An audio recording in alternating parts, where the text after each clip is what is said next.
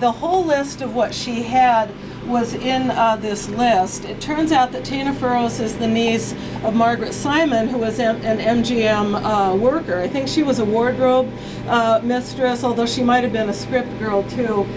Scott has copies of Margaret Simon's, it's a list of all her things. Anyway, I lost that bid, but then Tina contacted me, and this is where we get into the borderline illegality. She said, these items of Harlow's have not been listed yet. Are you interested in buying them off of me? And I said, well, yes, I am.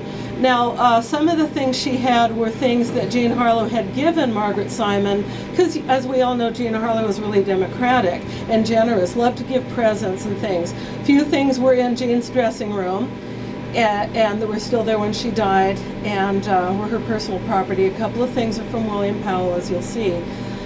Anyway, so I bought them, and when I've been a fan of Harlow since my early teens, and as most of us who are baby boomers, we grew up with old movies on TV, and just fell in love with her even before I learned how generous and sweet and democratic she was. So when the box came, I was hysterical, and I can't tell you.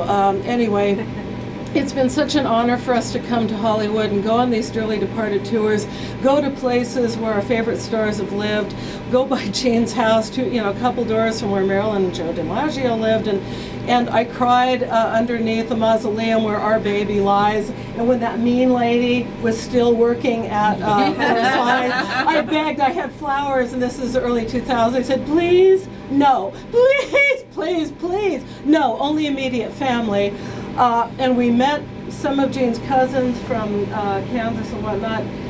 The night these gentlemen were signing Harlow in Hollywood, and the night her cousins were there for a showing of Bombshell.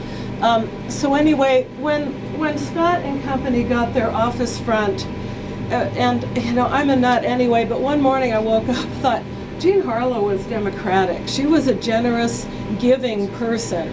And David and I live in a 700-foot cottage in Ventura, and we've shown these things to family and friends, and a lot of our friends are, my God, not movie fans at all. They're going, Jean who?